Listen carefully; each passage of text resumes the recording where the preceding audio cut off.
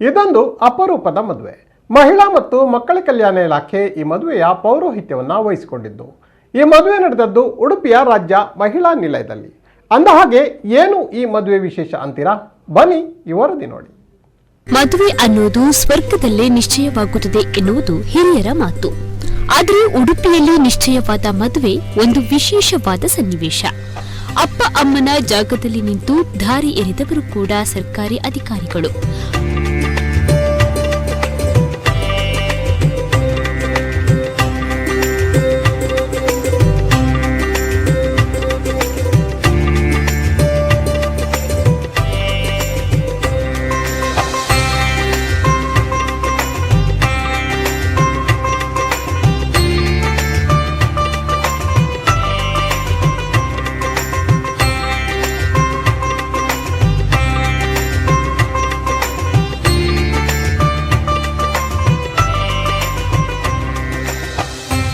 ಹೌದು, ಉಡುಪಿಯ ಮಹಿಳಾ ನಿಲಯ 10 ವರ್ಷಗಳ ಬಳಿಕ ಇಂತಹದೊಂದು ಮದುವೆಯನ್ನ ಏರ್ಪಡಿಸಿತ್ತು.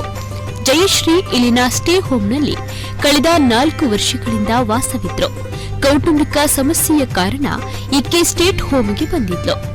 ಇಲ್ಲಿ 4 ವರ್ಷಗಳಲ್ಲಿ ವಿವಿಧ ಕೌಶಲ್ಯ ಮತ್ತು ತರಬೇತಿ ಕಲಿತ ಬಳಿಕ ಸಮಾಜದ ಮುಖ್ಯವಾಹಿನಿಗೆ ಬರಲು ಈಕೆಗೆ ಮನಸ್ಸಾಗಿದೆ.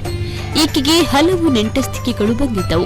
ಮಹಿಳಾ ನಿಲಯದವರು ಒಂದು ಸಮಿತಿಯನ್ನ ರಚಿಸಿ ಸೂಕ್ತ ವರನನ್ನ ಹುಡುಕಿದ್ರು. ವರನ ಹಿನ್ನೆಲೆ ಮತ್ತು ಪೂರ್ವಾಪರ ಅರಿತು ದಾವಣಗೆರೆಯ ಮಲ್ಲೇಶ್ ಜೊತೆ ವಿವಾಹಕ್ಕೆ ವ್ಯವಸ್ಥೆಯನ್ನ ಮಾಡಲಾಗಿತ್ತು. ಕೊನೆಗೆ ಅಧಿಕಾರಿಗಳ ಸಮ್ಮುಖದಲ್ಲೇ ಗಟ್ಟಿಮೇಳ ಬಡಿಯಿತು.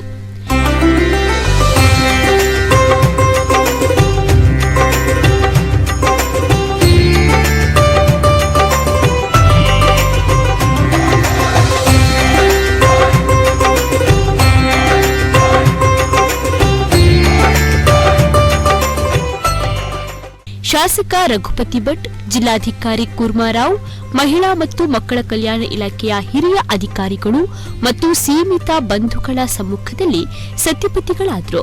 ಇದು ಅಪರೂಪದ ಆದರ್ಶವಾದ ವಿವಾಹವಾಗಿದೆ. ಸಮಾಜಕ್ಕೆ ಇದು ಪ್ರೇರೇಪಣೆಯಾಗಲಿ ಎಂದು ಜಿಲ್ಲಾಧಿಕಾರಿ ಹರ್ಷವನ್ನ ವ್ಯಕ್ತಪಡಿಸಿದರು. ನಾವು ಎಷ್ಟೋ ಮದುವೆ ಸಮಾರಂಭಗಳು, ವಿವಾಹ ಸಮಾರಂಭಗಳು ನೋಡಿರಬಹುದು. ಆದರೆ ಇವತ್ತು ನಮ್ಮ ರಾಜ್ಯ ಮಹಿಳಾ ನಿಲಯ ಇಲ್ಲಿ ಉಡುಪಿಯಲ್ಲಿ ಏನು ಒಂದು ಮದುವೆ ಸಮಾರಂಭ, ಒಂದು ವಿವಾಹ ಸಮಾರಂಭ ನಡೆದಿದೆ, ಅದು ಒಂದು ಅಪರೂಪವಾದ, ಒಂದು ಆದರ್ಶವಾದ ಒಂದು ವಿವಾಹ ಅಂತ ಹೇಳ್ಬೋದು. ಇವತ್ತು ವಿಶೇಷವಾಗಿ ನಾನು ಅದನ್ನೇ ಹುಡುಗ ಮಲ್ಲೇಶ ತಂದೆ ತಾಯಿಯಂದ್ರ ಜೊತೆಗೂ ಕೂಡ ಮಾತಾಡ್ತಾ ಇದ್ದೀನಿ. ಅವರು ಕೂಡ ಎಷ್ಟೋ ಖುಷಿಯಿಂದ ಹೇಳ್ತಾ ಇದ್ದಾರೆ. ನಮಗೆ ಕೂಡ ತುಂಬ ಖುಷಿ ಅನಿಸಿದೆ ಈ ರೀತಿಯೆಲ್ಲ ನಾವು ಮಾಡಿಸುವುದಕ್ಕೆ. ಯಾಕಂದರೆ ಎಷ್ಟೋ ಒಂದು ಆದರ್ಶ ಇರಬೇಕು ಆ ರೀತಿಯೆಲ್ಲ ಮಾಡಬೇಕಂದ್ರೆ ಕೂಡ. ವಿಶೇಷವಾಗಿ ಒಂದು ಮಾದರಿಯಾದಂಥ ಒಂದು ವಿವಾಹ ಸಂದರ್ಭ ಅಂತ ಹೇಳ್ಬೋದು. ಇದು ಇನ್ನು ಮುಂದಿನ ದಿವಸಗಳಲ್ಲಿ ಇದೇ ರೀತಿ ಇದು ಒಂದು ಪ್ರೇರಣೆ ಆಗಬೇಕು. ಇದು ಒಂದು ಬೇರೆಯವರಿಗೂ ಕೂಡ ಇದು ಒಂದು ಪ್ರೇರಣೆ ಆಗಬೇಕು.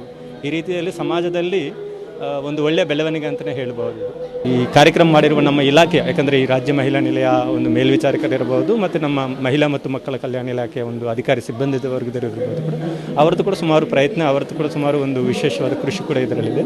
ಅವರಿಗೂ ಕೂಡ ನಾನು ವಿಶೇಷವಾದ ಅಭಿನಂದನೆಗಳನ್ನು ಈ ಸಂದರ್ಭದಲ್ಲಿ ಸಲ್ಲಿಸ್ತಾ ಇದ್ದೀನಿ.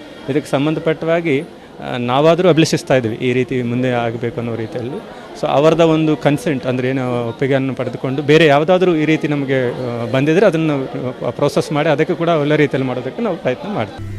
ಇದು ಮಾದರಿಯಾದ ಒಂದು ಕಾರ್ಯಕ್ರಮವಾಗಿದೆ. ಅವರ ದಾಂಪತ್ಯ ಜೀವನ ಸುಖಕರವಾಗಲಿ. ಈ ಕಾರ್ಯಕ್ರಮದಿಂದ ಪ್ರೇರಣೆಯಾಗಿ ಅನಾಥ ಮಕ್ಕಳಿಗೆ ಬಾಳು ಕೊಡುವ ಕೆಲಸವನ್ನ ಮಾಡಬೇಕು. ಅಣ್ಣನ ಸ್ಥಾನದಲ್ಲಿ ನಿಂತು ನಾನೇ ಮದುವೆ ಮಾಡಿಸಲು ಸಿಕ್ಕಿರುವುದು ನನ್ನ ಸೌಭಾಗ್ಯ ಎನ್ನುತ್ತಾರೆ ಶಾಸಕರು.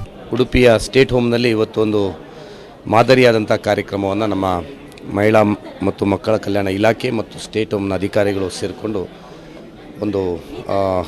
ಒಂದು ಜಯಶ್ರೀ ಅಂತೇಳುವಂಥ ಒಂದು ಇಲ್ಲಿಯ ಇನ್ಮೇಟ್ ಹುಡುಗಿಗೆ ವಿವಾಹದ ಕಾರ್ಯಕ್ರಮವನ್ನು ಏರ್ಪಡಿಸಿದ್ದಾರೆ. ನಾನು ವಿಶೇಷವಾಗಿ ಅಧಿಕಾರಿಗಳಿಗೆ ಇಂಥ ಕಾರ್ಯ ಮಾಡಿದ್ದಕ್ಕೆ ಅಭಿನಂದನೆ ಸಲ್ಲಿಸ್ತೇನೆ.